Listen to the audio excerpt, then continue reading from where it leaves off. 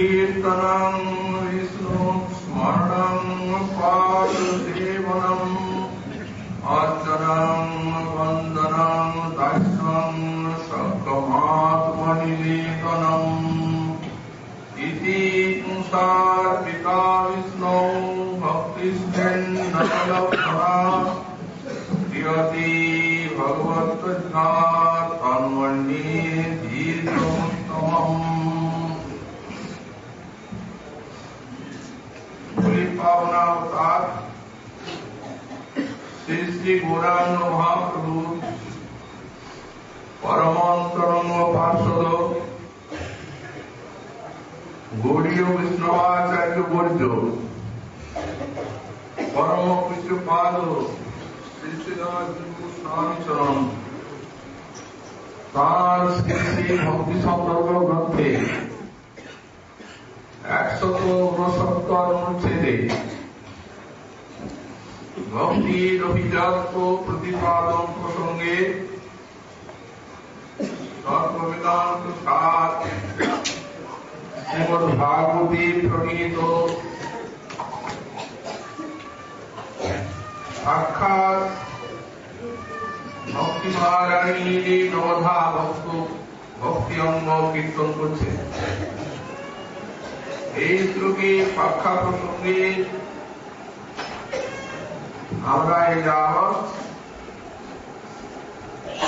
শ্রবণ কীর্তন স্মরণ এবং পাঠ সেবন এই কয়েকটি অঙ্গের শিলগোস্বামী পাদি টিকার আশ্রয়ে যা তিনটি আলোচনা করার সৌভাগ্য লাভ করেছি। তারপরে অর্চন এবং অর্চন শব্দের ব্যাখ্যা বলছেন বিদ্যুক্ত পূজা। এখানে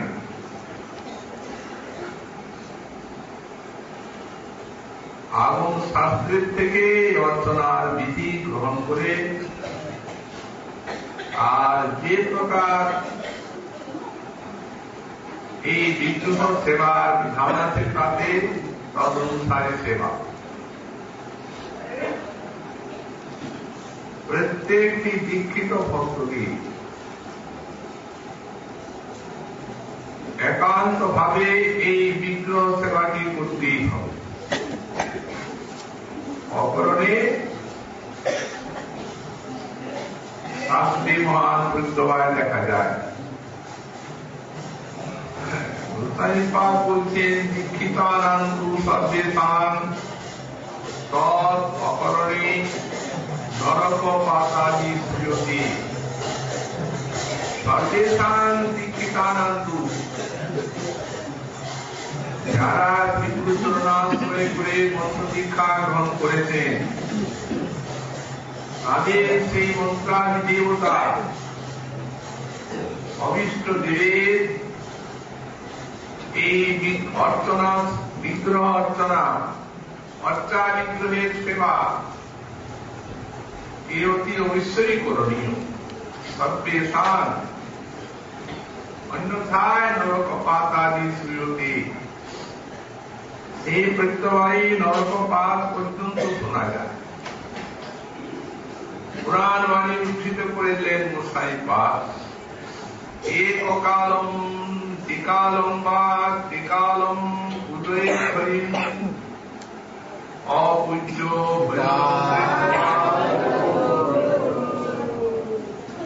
নরকানি ব্রজেন নর। এক কালম ত্রিকালম বা ত্রিকালম পুজোয় হরি। 3 কাল পুজো করবেন, প্রাত মধ্যাহ্ন এবং সায়ন। অর্চা বিগ্রহের যথারীতি এই 3 কাল পুজো করবেন। প্রাতঃকালে যথারীতি অর্চনা, মধ্যাহ্নে অভীষ্ট দেবীর ভোগরাগ, যথারীতি সান্ধ্য আরতি এবং ভোগরাগাদি সম্পন্ন করবেন স্মরণাদি পর্যন্ত। যদি না পারেন অন্তত 2 বার করবেন। তাতেও যদি অক্ষম হন অন্তত একবার করবে। যদি একবারই না করে দীক্ষিত ব্যক্তি মন্ত্র দেবতা পুজো, তাহলে নরকানি প্রয়োজন নর, তাহলে তার নরক প্রাপ্তি অনিবার্য। এই পুরাণ বাণীর দৃষ্টান্তে এই বিগ্রহ সেবা সকলেরই একমাত্র করণীয়। গোস্বামীপাদ তাই প্রতিপাদন করলেন। এবং আমরা বলেছি 8 প্রকার বিগ্রহের মধ্যে যে কোন প্রকার বিগ্রহ,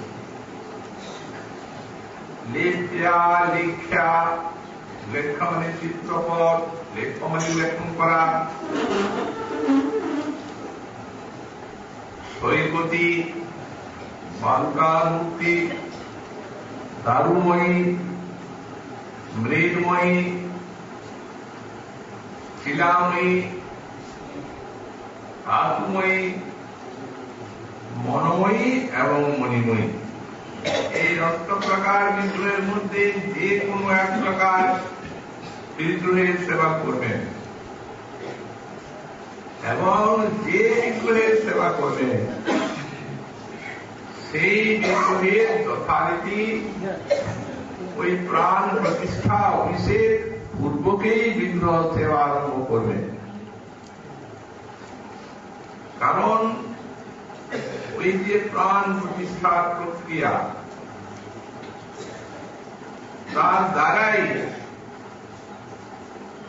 এই বিগ্রহের ভিতরে স্বয়ং ভগবানের পূর্ণতম অধিষ্ঠান ঘটে। এখন ভগবান শ্রীমুখে নিজে এই বিগ্রহ সেবার বিষয়ে প্রয়োজনীয়তা দেখালেন শ্রীমদ্ ভাগবত 11 স্কন্ধে পরম প্রিয় ভক্ত উদ্ধবের নিকটে। বললেন, চলাচলেতি দ্বিধা প্রতিষ্ঠা জীব মন্দিরম। হে উদ্ধব, আমার 2 প্রকার প্রতিমা, এক প্রকার চলা আর এক প্রকার অচলা। অর্থাৎ যে প্রতিমা ভক্তের প্রতি অনুগ্রহে মন্দিরে মন্দিরে ভ্রমণ করে সেবা গ্রহণ করেন তিনি চলা, এবং যে প্রতিমা এক স্থানে এক মন্দিরে থেকে সেবা গ্রহণ করেন তিনি হচ্ছেন অচলা। তো চলাই হন আর অচলাই হন, এই 2 প্রকার বিগ্রহে জীব মন্দিরম প্রতিষ্ঠা জীব মন্দির। গোস্বামীপাদ বলেন এখানে প্রতিষ্ঠা মানে প্রতিমা, প্রতিমা না বলে প্রতিষ্ঠা বললেন কেন? ব্যাখ্যায় লিখলেন, প্রতিষ্ঠার দিনের থেকে তিনি সাক্ষাৎ সেই প্রতিমাতে প্রতিষ্ঠান হলেন, আর ফের ভাববার উপায় নেই। এই জন্য তুলে দেন প্রতিষ্ঠা মন্ত্র, মন্ত্র শক্তিটি ভগবান প্রতিষ্ঠান।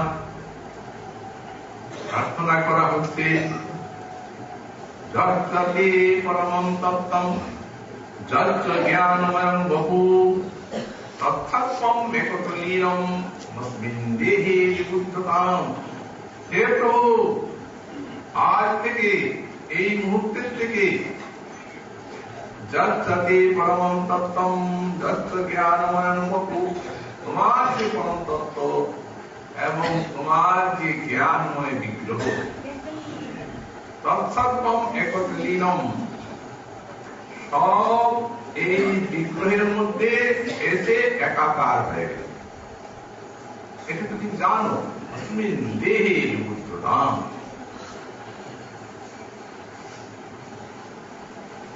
এইখানে দেখুন জীব মন্দিরম বলছেন, চলাচলেতি বিবিধা প্রতিষ্ঠা জীব মন্দিরম। প্রকার ব্যাখ্যা, জীবস্য জীবৈতু পরমাত্মনু মম মন্দিরম। মন মন অঙ্গ প্রত্যঙ্গই একাকারাস্তম। বললেন এই জীবমন্দিরম শব্দের অর্থ হচ্ছে জীবস্য জীবৈতু পরমাত্মন। ওই জীবের যে জীবন স্বরূপ পরমাত্মা, প্রতিটি জীব দেহে পরমাত্মা অধিষ্ঠান আছে, তবে এই জীব দেহটি জীবিত আছে, সক্রিয় আছে, বিষয় সুখাদি গ্রহণ করতে পারছে, তাহলে পারবে।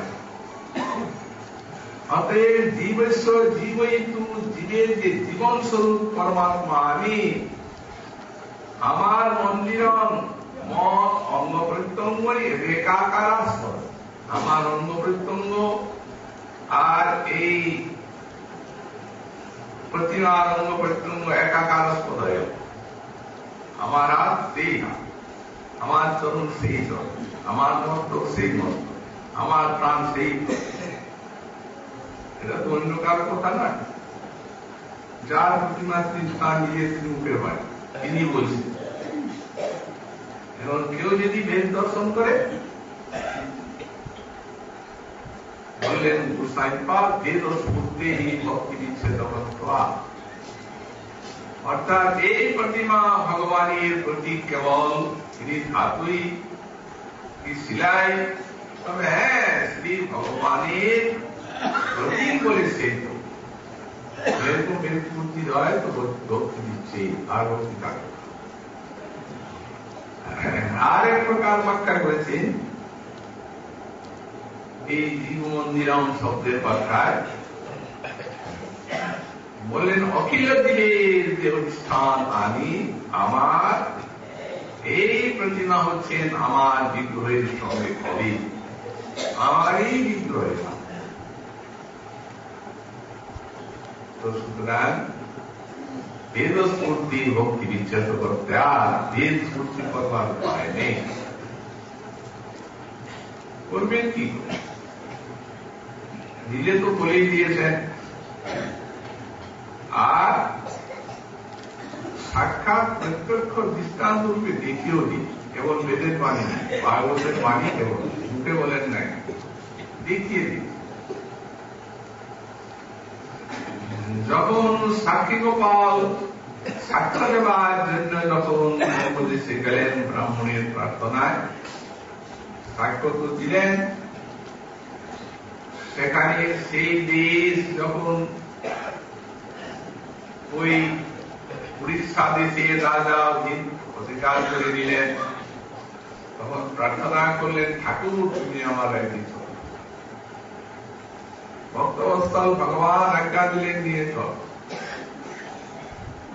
এখনো সাক্ষী গোপাল বিরাজমান উড়িষ্যার দেশে। মহামহোৎসব হল, মন্দির প্রতিষ্ঠা করে মহারাজ রাজরানী সেই উৎসবে যোগদান করেছে।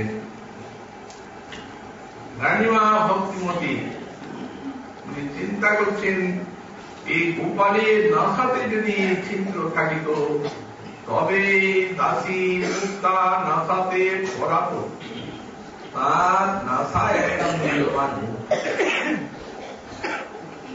উনি ভাবছে তিনি তো বিগ্রহ কি জানি নাকের ছিদ্র যে বিগ্রহ গঠন করেছে সে করেছে কি, এই জন্যই যদি বলছে গোপালের নাসাতে যদি ছিদ্র থাকে, কিন্তু দেখেন নাই যিনি তৈরি করেছেন বিগ্রহটা, তিনি করেছেন তোর থাকবে, তবে এই দাসী মুক্তা নাসাতে। স্বপ্নে গোপাল এসে হাজির, ভক্তির সেবা নেওয়ার জন্য তারও অধিক আগ্রহ।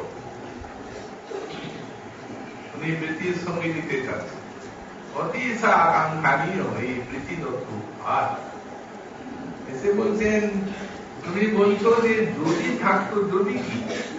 তুমি জানো না শিশুকালে মাতা মুখ এই আশা ছিদ্র করি, আর মুখটা পড়াইয়া ছিলা, বহু যত্ন করি, দুশোটা আমার নাকে ছিদ্র করেন নাই, নাকে ছিদ্র করে মুখটা পড়ান নাই, সেটা কোথায় গেল? অতএব দাও সেই মুখটা পড়া, যাহা চাহিয়া তুমি যদি মনে করো গোপাল নিজে যখন চাচ্ছে তখন বাজার থেকে একটা মূল্যবান নূতন মুক্ত এনে থাকে, বললেন না ওইটা দিতে হবে প্রসাদ দেব বলেছেন ওইটার ভিতরে। সুতরাং নিজেই বলে দিচ্ছেন যে শিশুকালে মাতা পূর্ণতা চিত্র করি মুক্তা হয়ে ছিল সেই ছিল অন্য না, তাহলে একাকার আস্তরণ হয়ে গেল। এখন অতএব এর পূর্তি ভক্তি বিচ্ছেদ হলেই ভক্তি ভক্তি থাকবে না, শুধু ভক্তি থাকবে না তা মহাপ্রত্যয়। এইখানে পুরাণের একটা দৃষ্টান্ত দিচ্ছেন, সেটা উজ্জীবিতন কিংবা মায়ান মায়া। মহারাজ দশরথ বিবাহ এসেছেন, তখন তার কোন সন্তানাদি নেই।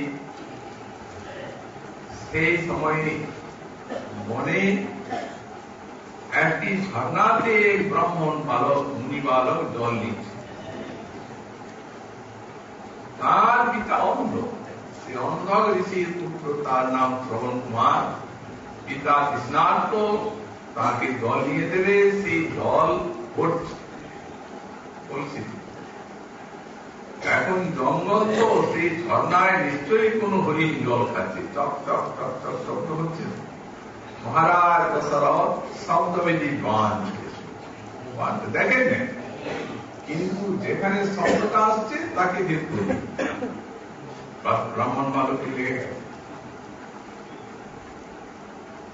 এই হরিণ শিকার করেছেন বলে যে দেখছেন ব্রাহ্মণ কুমার হয়েছে, সর্বনাশ কি করতে বজ্রাঘাত হয়ে এখন করবেন কি? যার সন্তান আর নিকটে পৌঁছাতে হবে, সেই মৃত সন্তানকে নিয়ে তিনি চলে গেলেন মুনি বালককে নিয়ে। অন্ধ মুনি বসে আছেন অসহায়, ওই সন্তানই। অনেক দেরি হয়ে গেল, বৎস শ্রবণ কুমার পিপাসায় কাতর, তুমি এত দেরি করে এলে। তখন মহারাজ দশরথের আর মুখে কথা আসছে, কিন্তু কি করবেন, হবে। বললেন হে মুনিবর, এ তোমার শ্রবণ কুমার নয়, শ্রবণ কুমারের হত্যাকারী দুর্ভাগা মহারাজ দশরথ। এমনি বলেছেন, দেন একবারে। এত রঙ্গরোদন করতে লাগলেন মুনি, মাথায় বুকে পরাঘাত করে, আয় একটি সন্তান অন্ধ আমি চলে গেল। মহারাজ বুঝলে না যে এই সূত্রের বিশ্ব হতে যাও, তোমাকেও পুত্রশোকে পড়তে হবে। ওনার তো সামনে বড় হয়ে গেল, ওনার ছেলে জানে, অথচ বার্ধক্য আগত প্রায় ওরা অবস্থা। যাই হোক, আপনার এটা পর আমার সন্তান তো হবে, তারপরে মরতে হয়, যা হয় করেছে তাকে। উনি তো চলে গেলেন, সেই কথায় সামনে না পেয়ে তিনি বিলাপ করতে লাগলেন, হা পুত্র হা পুত্র, ওহো আমি তো জ্ঞাতসারে, এই জন্মে আমি তো এমন কোন অপরাধ করিনি যাতে অন্য অবস্থায় আমার একমাত্র সন্তান সেইভাবে আমার ছেড়ে চলে গেল। তখন বিলাপ করতে করতে একটা বলেছেন, পূর্ব জন্মে নিশ্চয়ই কিছু অপরাধ ছিল, নাহলে এমন। সেই তখন বলেছেন, শিলা উদ্দীপিতং কিংবা প্রতিমায়াং হরের ময়া, আমি কি কোন জন্মে শ্রী ভগবানের প্রতিমাতে শিলাপূজা করেছিলাম, যার জন্য আমার এই প্রকার পুত্র সব ভোগ করতে হলো এই বার্ধক্যে অন্ধ অবস্থায়। এটি উদ্ধৃত করে গোসাই পাঠ করতেন। সুতরাং দেখুন, উনি নিজেই ভগবান বলেছেন আমাকে এবং প্রতিমাকে কোনো নির্দেশ, আর আমরা নিষেধ করি। তাহলে কেবল যে ভক্তি দিচ্ছে তাই নয়, কিন্তু দারুণ এই হয়। অতএব ভক্তমান ভাব প্রতিমান তুমি সাক্ষাৎ ব্রজেন্দ্রনন্দন। ভক্ত লাগিয়ে করো তুমি অকার্যকরণ, তুমি সাক্ষাৎ ব্রজেন্দ্রনন্দন। এই গানে যদি সেবাটা করা হয় তাহলে সেবাটিও তার আসঙ্গ ভজনময় হয়ে যাবে। প্রত্যেকটি ভজনাঙ্গ দু প্রকার, একটি অনাসঙ্গ ভজন আর একটি সাসঙ্গ। এখানে আসঙ্গ শব্দের অর্থ হচ্ছে আসক্তি, প্রাণের আসক্তি পূর্বক ভজনগুলি করার উপদেশ সাধু শাস্ত্র। আসক্তি নিয়ে ভজন। অনাসঙ্গ ভজন অর্থাৎ যন্ত্রবৎ ভজন, মনোন্যত্র ছড়িয়ে আছে, ভজনাঙ্গে কোনো আসক্তি নেই, আর ভজন করে চলেছেন যন্ত্রের মতো। অনাসঙ্গ ভজনে বহুকাল ভজন করলেও প্রেম লাভ শুরু করা হতেই হয়। এই জন্য ভক্তকে যদি প্রেম লাভ করতে হয় তাহলে সাসঙ্গ ভজন করতে হবে। যেহেতু আমাদের প্রত্যেকটা ভজনাঙ্গ যাতে আসক্তিপূর্ণ সাসঙ্গময় হয়ে উঠে, সেইভাবেই তো ভজন। ভগবানের দিক দিয়ে তো কোন কৃপার কাজ পূর্ণ নেই। উনি নিজেই বলছেন আমি নিজেই এসেছি প্রতিভা। অতএব ভজন সাধন করে আর যখন ভক্তি সিদ্ধি হবে, প্রেম সিদ্ধি হবে, তখন ভগবানের সাক্ষাৎ সেবা পাবো। এই তো সাক্ষাৎ সেবা পেয়ে গেছে, বলছেন এটা।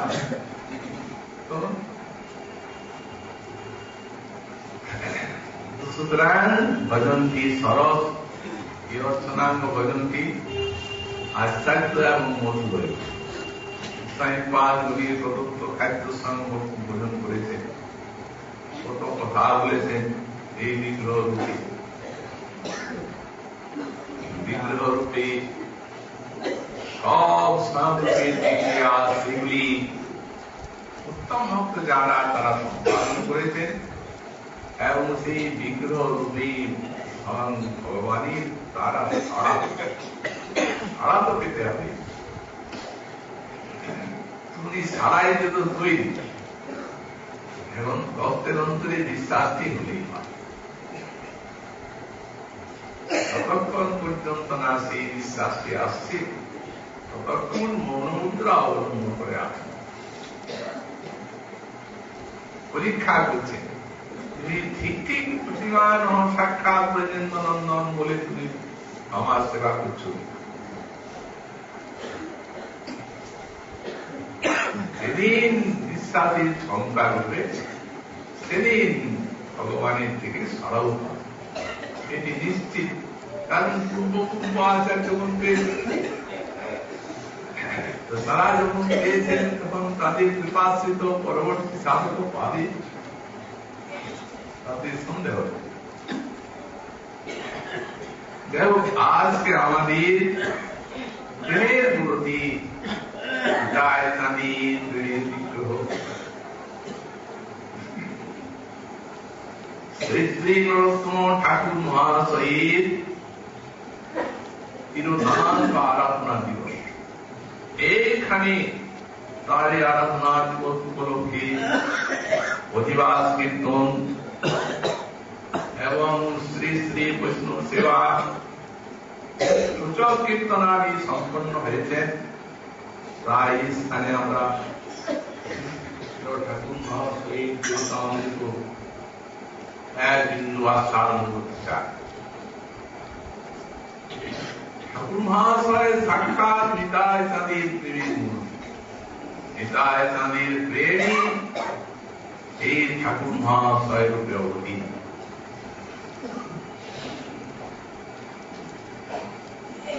রাজশাহী জেলা রামপুর বোয়ালিয়া, তার থেকে প্রায় 6 কিলোমিটার দূরে গড়েরহাট পরগনায় খেতুরি নামক গ্রাম অবস্থিত। সেইখানে তৎকালে থাকতেন জমিদার কৃষ্ণানন্দ দত্ত। সেই কৃষ্ণানন্দ দত্ত এবং মাতা শ্রী নারায়ণী দেবীকে পুত্র রূপে ঠাকুর মহাশয় অবতীর্ণ। আমরা বৈষ্ণব ইতিহাসে দেখতে পাই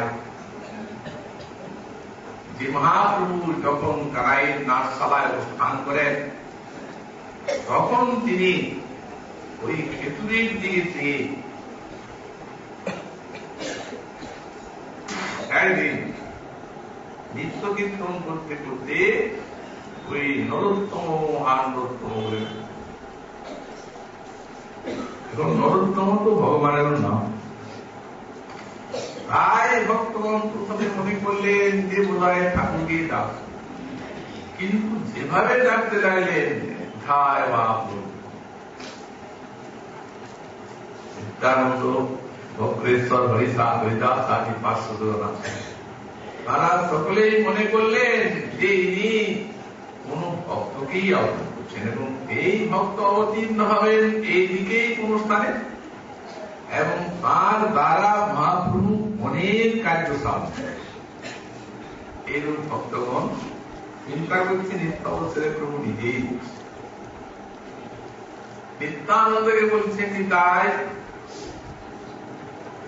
প্রভু কয়ে শ্রীপাদ মনে করহ ভাবনা আপনার গুণ তুমি না জানো আপনা। শ্রীপাদ তোমার যে গুণ তুমি নিজে জানো না, তুমি প্রেমের মত পাগল, কিন্তু আমি তোমার গুণ জানি। এই নীলাচল চাইতে যত কান্দিয়াছ তুমি দিনে দিনে সেই প্রেম বাঁধিয়াছি আমি। তোমার বেশি প্রেমের বন্যা নীলাচল যার সময় বয়ে গেছে, বন্যাটি আমি যেতে দিইনি, বন্যার জল আমি আটক করে রেখেছি, আটকে রেখেছি, বেঁধে রেখেছি। আমার ইচ্ছাকে যেমন শ্রীপাদ কি জন্য রেখেছি, সেই প্রেম দিব আমি পদ্মাবতী তীরে। আর নরোত্তম নামে ভক্ত দিব প্রেম তারে, প্রেমের জন্ম হবে তার আমার বিদ্যমানে। এক্ষণে রাখিয়া যাব পদ্মাবতী স্থানে। এই বলে নিত্য কীর্তন করতে করতে পদ্মাবতী তীরে এলেন, এসে আর পদ্মাবতীতে ডাকলেন পদ্মে পদ্মে। পদ্মাবতীর মূর্তি মন্দিরে উঠলেন, বলছেন প্রভু কহি পদ্মাবতী ধর প্রেম রব,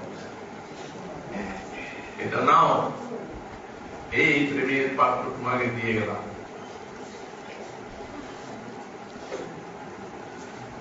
নরোত্তম নামী ভক্ত তারে প্রেম দিল। পদ্মাবতী কহে প্রভু কহি দিবে ধন, কে বা নরোত্তম তাহার জানিব কেমনি। তখন প্রভু বলছেন যাহার বর্ষে তুমি অধিক চলিবা সেই নরোত্তম, প্রেম তারে তুমি দিবা। যে স্নান করতে এলেই চুরি করে তোমার জল আপনার চিনতে পারবে তাকে দিয়ে। তারপরে স্নানান্তি নিত্য কীর্তন হুঙ্কার ঘোরাঘুরি সে আদেশ। এইভাবে তো প্রেম থাকলো, ঠিক প্রভুর অন্তর্ধানের সমসাময়িক থাকে। এখন সেই রাজা কৃষ্ণানন্দের পুত্ররূপী মাঘী পূর্ণিমার বদলে লগ্নে শ্রী ঠাকুর মহাশয় ঢুকলেন। দিনে দিনে শশীকলার মতো বাড়তে লাগলেন। সময় এলো তাঁর অন্নপ্রাশনে। তখন রাজা তো মহা মহোৎসবের অনুষ্ঠান করলেন কৃষ্ণানন্দ। বিভিন্ন প্রকার সব অন্ন তৈরি করে নরোত্তমের মুখে দিবেন। মুখে দিলে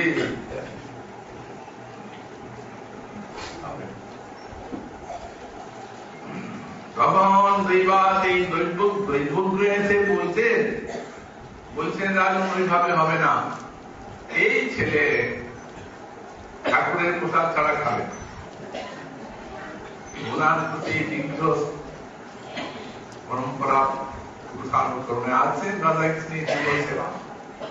সেই প্রসাদ আনলেন, এনে দেয়া মাত্র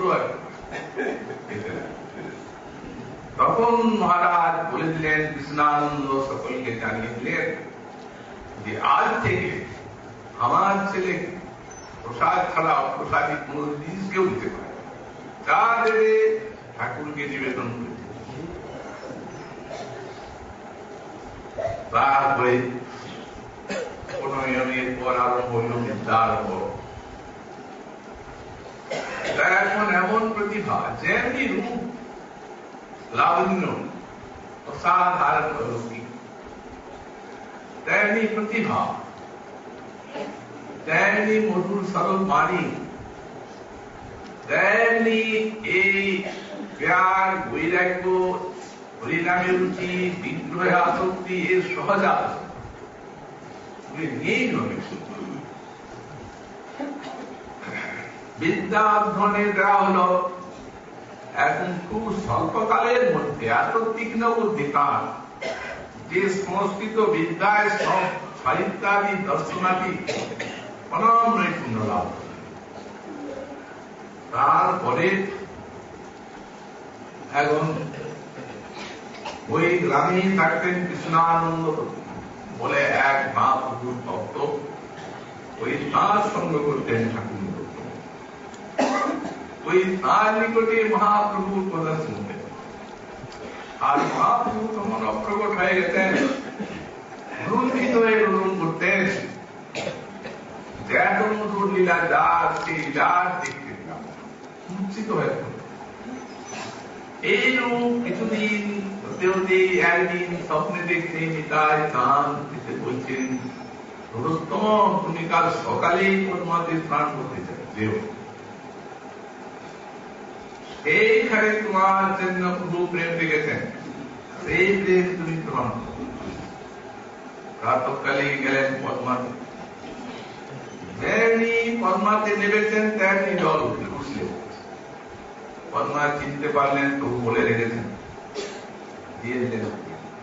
যেমনি একবারে প্রেম দিলেন, একবারে বর্ণের পরিবর্তন হয়ে গেল, আর বারবার তিনি উন্মা বিনাম কীর্তন করতে করতে মৃত্যু করতে কঠিন পাল। সেই অবস্থায় যখন ফিরে এলেন, তখন কৃষ্ণানন্দ মনে ভাবছেন, বললেন ছেলে পাগলই। প্রথমের থেকেই তো চিন্তা করতেছিলেন অলক্ষ্যগুলি দেখে, ভক্তবৃন্দ সব পরমানন্দ লাভ, আর কি রোদন প্রভু লীলা দেখতে পেলাম দিন রাত।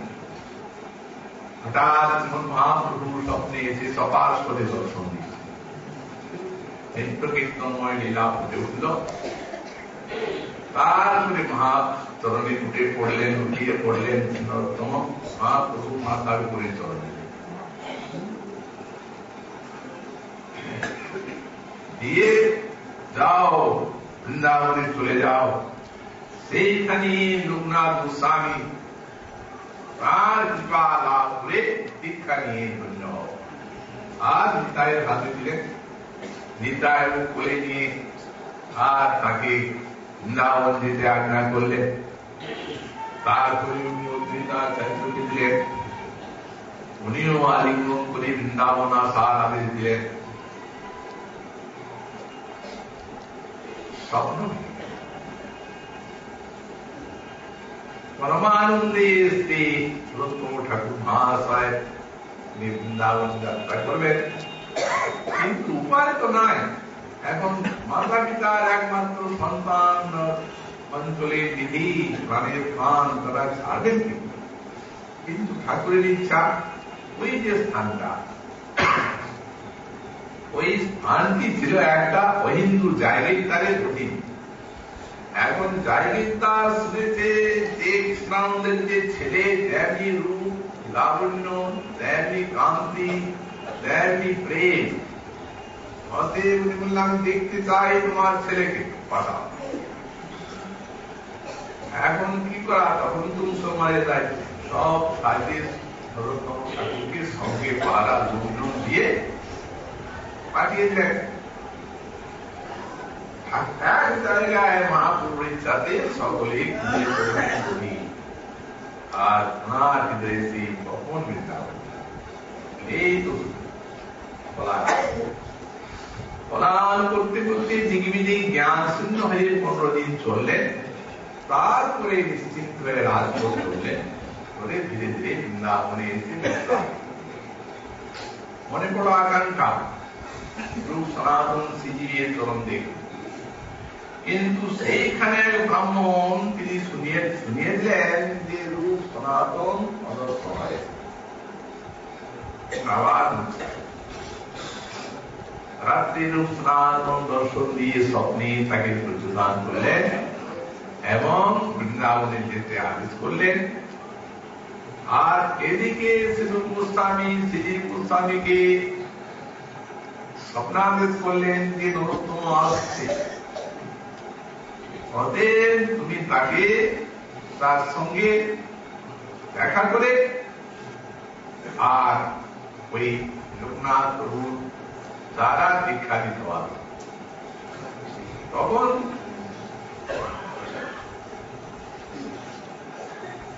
ইনি গেলেন প্রথমে গোবিন্দ দর্শনে। গোবিন্দ দর্শন করছেন ঠাকুর মহাশয় ইন্দ্রাবসরে মহাপ্রভুর ইচ্ছা। এই সময় শ্রীনিবাস আচার্য বৃন্দাবন, এই শ্রীনিবাস আচার্য আর শ্রী গোসাই সেইখানে ঠাকুর মহাশয়কে পেলেন। সেইখানের থেকে ঠাকুর মহাশয়কে নিয়ে এলেন লোকনাথ প্রভু। ওদিকে মহাপ্রভু আগেই স্বপ্ন আদেশ করেছেন প্রভু লোকনাথকে যে কিছুদিনের মধ্যে রাজার ছেলে তোমার চন্দ্রাশ্রয় করবে, তাকে তুমি স্থান দিও। অথচ উনি প্রতিজ্ঞা করে বসে আছেন কাউকে শিষ্য করে। এখন ওই মহাপ্রভুর স্বপ্ন স্মরণ করে বাৎসল্যে চিত্তটি দ্রবিত হল। হরে কৃষ্ণ নাম দিলেন, দাস কৃষ্ণ বর্ণা দীক্ষা দিলেন। দীক্ষা বিশেষ কৃপা না দীক্ষা তো পাবো। এই ঠাকুর মহাশয় একটি বিশেষ পন্থা অবলম্বন করলেন তার কৃপা লাভের জন্য। ভোরের বেলা যেখানে লোকনাথ প্রভু বহির্দেশে যান শৌচে, সেই জায়গাটিকে মাধ্যম করেন আর সেই ঝাড়ুটা নিয়ে কাটে। কে এইসব করছে? এখানে কি ঝাড়ু দেয়? দেখতে হবে লোকটাকে।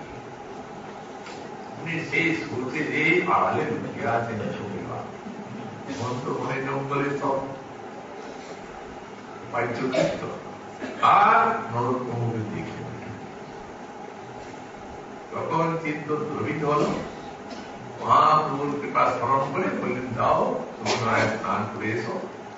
প্রাতকালে যমুনায় স্নান করে এসে তাকে দীক্ষা দান করলেন। দীক্ষা দান করে বললেন, যাও শ্রীজীব গোস্বামীকে পৌঁছানো। তারপরে উনি সব জানালেন। এখন দীক্ষাতে আবিষ্ট, একদিন আবিষ্ট হয়ে বক্তব্য করছেন। কিন্তু অবসরে একটা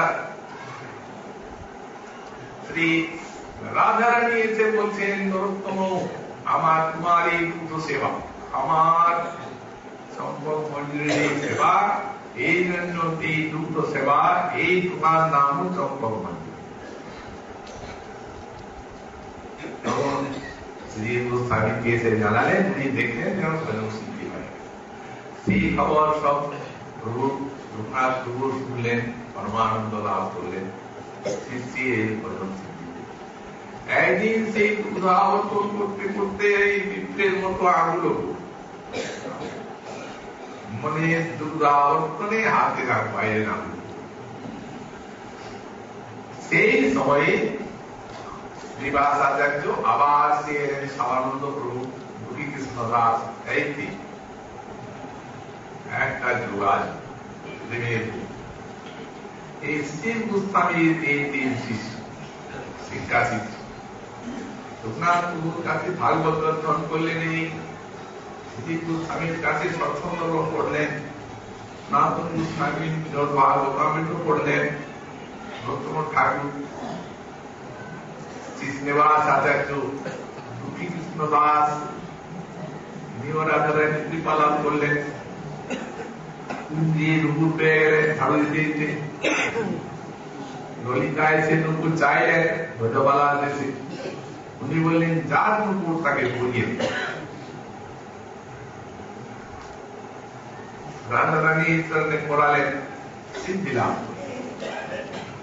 তখন ভক্তগণের সঙ্গে কৃষ্ণগণের সঙ্গে যুক্তি করে গোস্বামীপাদ এনাকে ঠাকুর মহাশয় উপাধি দিলেন আর ওনাকে সামান্য করলেন।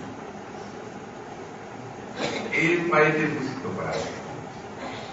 তারপর সেই সময় ভাগবত পণ্ডিতকে নিয়ে যে সুরাজপুর বন্ধন করেছেন এরা, সে ভক্তি রত্নাকরে পঞ্চম তরঙ্গে বর্ণিত আছে।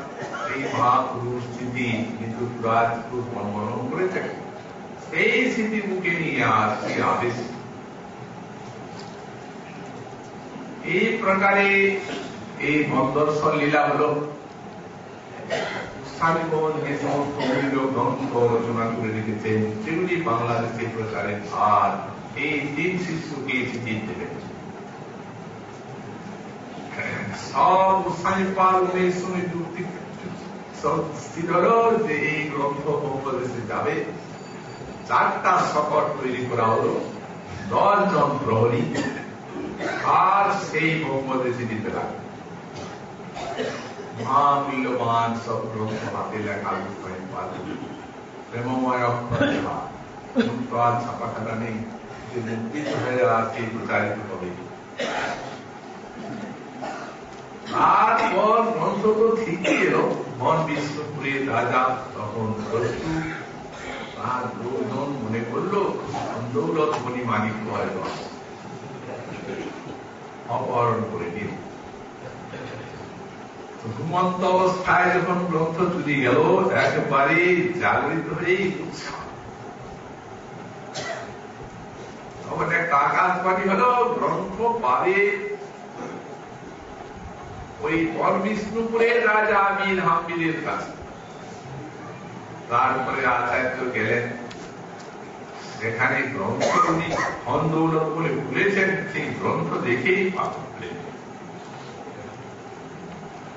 ঠিক সেই সময় আচার্য যে দেখা করলেন, তখন উনি শুনালেন ভ্রমর গীত। তো ভ্রমর গীতের ব্যাখ্যা শুনে আর তিনি তখনই তাঁর শিষ্যত্ব গ্রহণ করলেন বেদান্তে। এদিকে ছিল ঠাকুর মহাশয় গ্রন্থ প্রচারের জন্য। উনি গেলেন, সেইখান থেকে নবদ্বীপে মহাপুর লীলাস্থান দর্শন করলেন।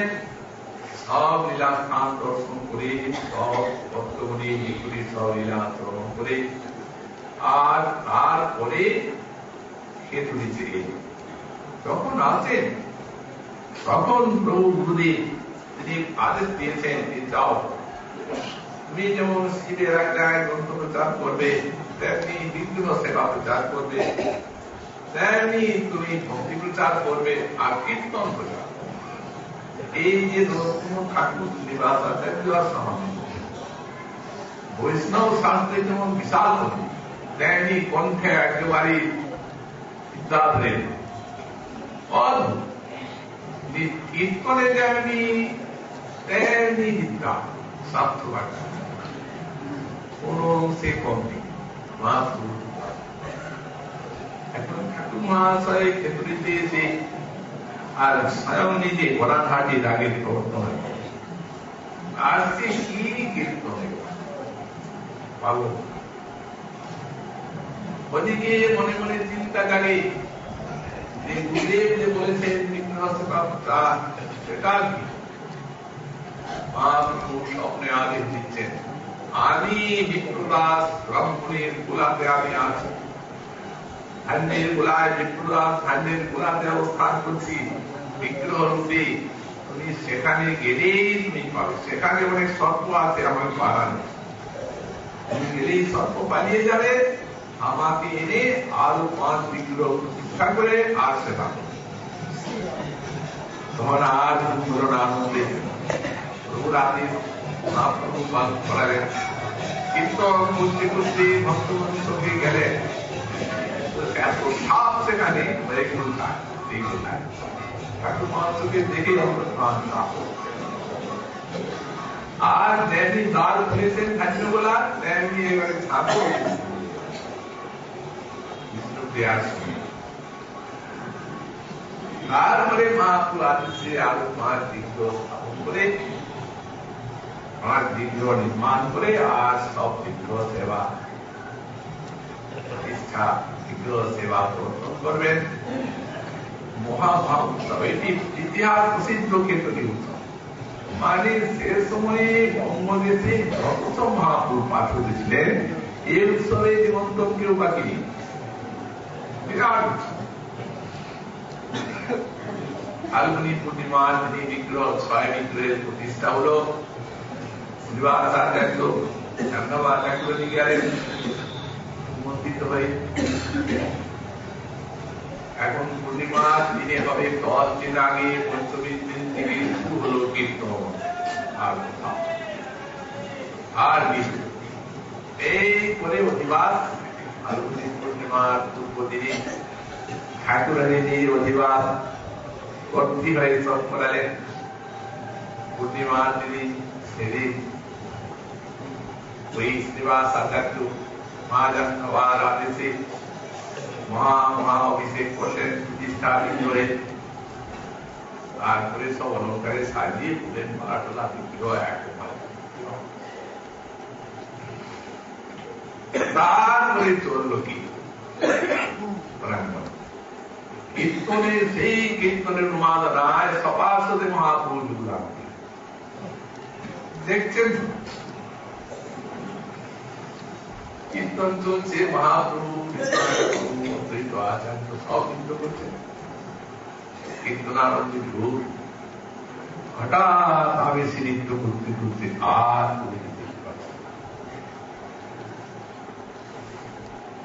তখন সব উৎসাহ সবাই পাশে। তারপর মাজার নবাব শ্রীবাস আচার্য গ্রন্থ দিয়ে তারপরে এই গুণ লীলা ইত্যাদি কীর্তন করা হলো। তারপর শ্রাবণকালী মহাপ্রভুর অভিষেক করা হলো। মহা অভিষেক পরদিনে জাহ্নবাদী বিশাল সব চন্দ্রবর্ণ মূর্ত। এখন কত যে বৈষ্ণবাদ, কত যে মূর্ত তার সীমা। ওনার পিতৃপুত্র ঠাকুর মহাশয় উনি সব মাদান করলেন সন্তোষ রায়। এইরূপে মহা উৎসব সম্পাদিত হল। তারপরে চাঁদাবার ঠাকুরানীর স্থানের দিকে বিদায় নিয়ে এলেন বৃন্দাবনে। ঠাকুর মহাশয়কে সান্ত্বনা দান করলেন। তারপরে সেই নৃত্য কীর্তনাদির সঙ্গে ওই বিগ্রহ সেবা অর্চনা আরাধনা চলতে লাগল। আরো বলেছেন এই ভক্তি প্রচার করবে। তাই ঠাকুর মহাশয় যাচ্ছেন গঙ্গা স্নানে অবসরে হরিনাম আচার্য কৃষ্ণ আচার্য পরম পণ্ডিত তারা ঠাকুর মহাশয়ের দর্শনে মুগ্ধ হয়ে আর তাঁর কীর্তনানন্দে বিমুগ্ধ হয়ে দীক্ষার প্রার্থনা করলেন এবং গঙ্গায় স্নান করে আর রামকৃষ্ণকে দীক্ষা দিলেন। ঠাকুর মহাশয় হরিনাম আচার্যকে দীক্ষা দেন শ্রী রামচন্দ্র কবিরাজ। এই করে গাম্ভীরা আদিবাসী গঙ্গানারায়ণ চক্রবর্তী বিরাট পণ্ডিত তিনি তাদের বিদ্যা আর তাদের প্রেম আর তাদের আনন্দ উৎসাহ থেকে আর ঠাকুর মহাশয়ের চরণে আত্মসমর্পণ করলেন। তিনিও শিষ্য এত সব যখন ব্যাপার তখন ওই পাইকপাড়ার রাজা নরসিংহ রায়, হ্যাঁ ঠাকুর মহাশয় কিন্তু পুত্র আর এখন ব্রাহ্মণদের শিক্ষাকে আরম্ভ করে সব ব্রাহ্মণকে নিয়ে শাস্ত্র সব তাদেরকে পরাভূত করার জন্য দলকে সব গেলেন। তো এই গঙ্গারায়ণ চক্রবর্তী আর রামকৃষ্ণ আছে, তাদের কাছেই সব আর এই পাঠ আর কোন পন্ডিত কিছু বলতে পারে না। এদিকে স্বপ্নে দেবী শাক্ত রাজা খড়গ নিয়ে এসেছে। রাজা বৈষ্ণবের এই প্রকারের সঙ্গে সমালোচনা করতে যা প্রাণে রক্ষা চাস তো তার চরণে শরণাগত এই দীক্ষা গ্রহণ কর, আর তা না হলে পুরা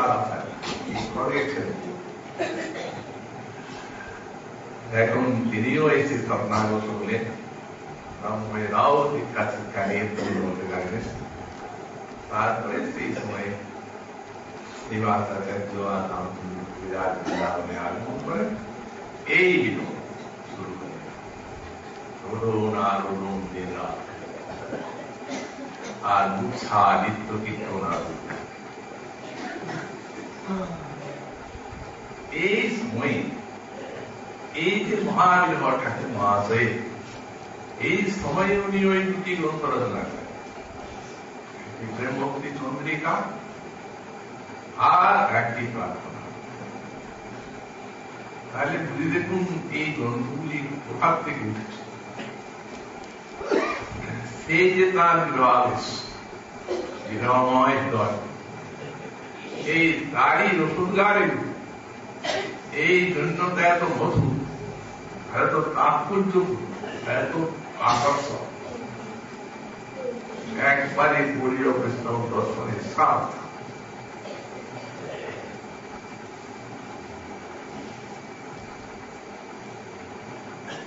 তারপর ছিল ঠাকুর মহাশয় একদিন গঙ্গা স্নানে গাম বিলায় গঙ্গা নারায়ণ চক্রবর্তীর দিকে গিয়ে আর জ্বর এলো বলতে এরপর চিন্তা আলোচনা করো, সমাধি। এরা দেখলেন 3 দিন আর চরিত্র নেই, সমাধি রচনা করলেন গঙ্গা করে, সমাধির উপরে চিতার উপরে ঠাকুর মহাশয়কে স্মরণ করা হলো। তখন কতগুলি দুরন্ত ব্রাহ্মণ তারা এসে আর নিন্দা করতে লাগলো, এই শিষ্য হয়ে ব্রাহ্মণকে দীক্ষা দেওয়া এই ফল, এই নরোত্তম বাকুর হয়ে তোমার। আর নারায়ণ চক্রবর্তীকে নিন্দা করতে লাগে, ব্রাহ্মণ হয়ে শিষ্যের কাছে দীক্ষা দেওয়া। তখন উনি হাত জোর করে বললেন, প্রভু এই সমস্ত দুরাচার নরক এদের জায়গা, তো কৃপা করে এদিকে উদ্ধার করুন, কোন উপায়ে চিন্তা করুন। তখন ঠাকুর মহাশয় চিতাকে শ্রীকৃষ্ণ চৈতন্য রাধা বসলেন। তখন তো সেই ব্রাহ্মণেরা করে আচার করতে লাগলো, গঙ্গারায়ণ চক্রবর্তী চরণে পড়ল, রক্ষা করো প্রাণ পালাও, এই বৈষ্ণব বিদ্যার পুরো রক্ষা। তখন ঠাকুর মহাশয় করুণাময়, তিনি সকলকেই কৃপা করে প্রেম ভক্তি দান করলেন। তারপরে গৃহে এলেন হেতুরিতে, আর বিরোধীর শান্তি নেই, দেবের পদ তৎমাল্লার গ্রহণ করবেন। এই জন্য একদিন হেতুরির থেকে বুধুরি গ্রামে গেলেন। বুধুরিতে সারা রাত কীর্তন চলে। প্রাতঃকালে ওই গাম্বিলায় গঙ্গা স্নান করবেন, যে গঙ্গারায়ণ চক্রবর্তী সঙ্গে আসেন। এখন গঙ্গার তটে বসে, পা দুটো গঙ্গার জলে নামিয়েছে, আর গঙ্গার তটে বসে আর রামকৃষ্ণ আচার্যকে আর গঙ্গা নারায়ণ চক্রবর্তীকে বলছেন, আমার অঙ্গটা একটু মার্জন করে দাও।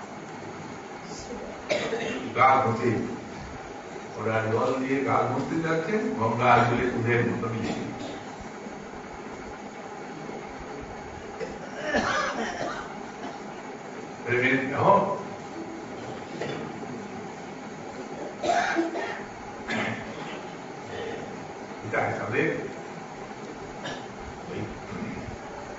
ब्रह्मोत्तरमय गंगा संगे मिले एक प्रकार अलौकिक प्रथा और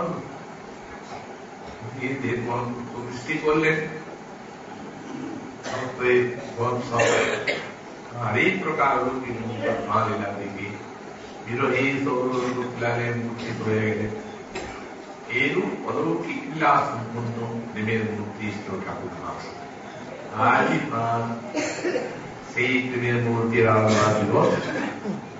অতএব আর চরণে আমরা সকলেই প্রার্থনা জ্ঞাপন করি, এই প্রেম ভক্তি দানের জন্য সেই প্রেমের মুক্তির অবতার সেই নিতাই তাদের প্রেমের বিন্দু দিয়েছে আমাদের ধন্য করুন। মা গুরু কৃপা হলে আগামীকাল আবার আমরা